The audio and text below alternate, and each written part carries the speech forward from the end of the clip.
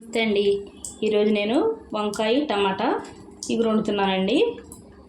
దానికి కావాల్సిన పదార్థాలండి: ఉల్లిపాయలండి 150 గ్రాములండి, పచ్చిమిరపకాయలు 6 అండి, అర కేజీ వంకాయలండి, 300 గ్రాములు టమాటాలండి.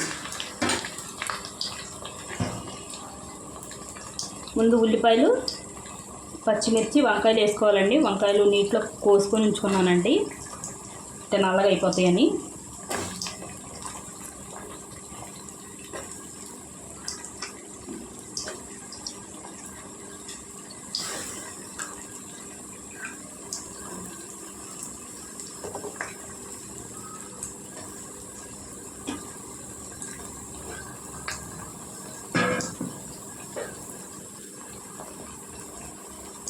పసుపు, ఉప్పు వేసుకుంటున్నానండి.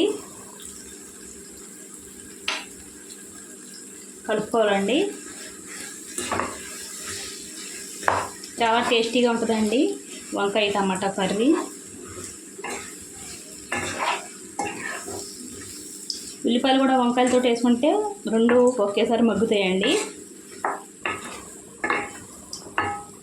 ముందు యాప అవసరం లేదండి. ఉల్లిపాయలు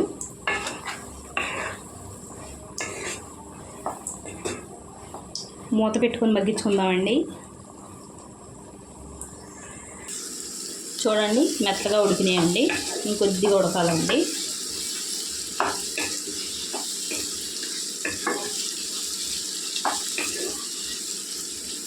కొద్దిగా ఉడికిన తర్వాత చూద్దామండి. ఉడికిందండి.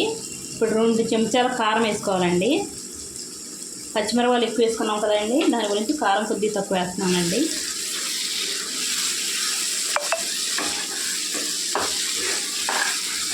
కొద్దిగా యాగాలండి.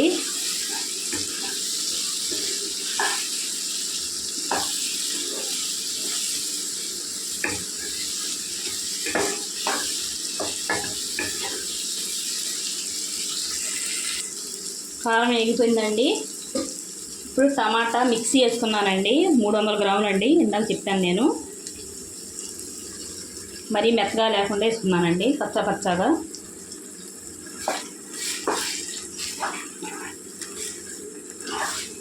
ఇలా కలుపుకొని మూత పెట్టి వండుకోవాలండి, మళ్ళీ మెత్తగా ఉడికేదాకా.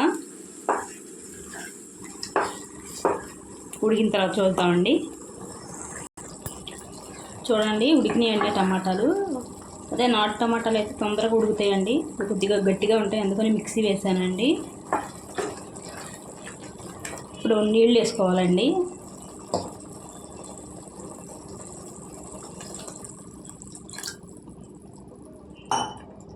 అర గ్లాస్ వేసానండి నీళ్ళు.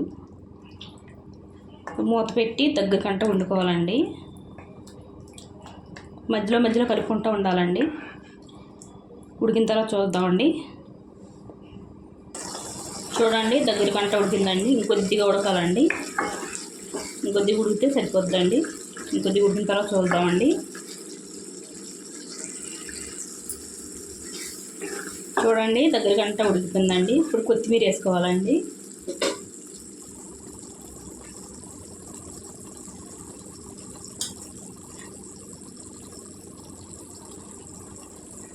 కొత్తిమీర నేను ఎక్కువ వేసుకుంటానండి, నాకు ఇష్టం అండి.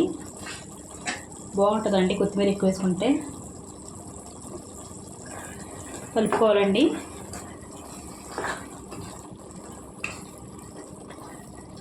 ఈ కూర అన్నంలోకి, చపాతీలోకి, దోశల్లోకి చాలా టేస్టీగా ఉంటుందండి. ఒకసారి మీరు ట్రై చేయండి. నచ్చితే లైక్, షేర్, సబ్స్క్రైబ్ చేసుకోండి.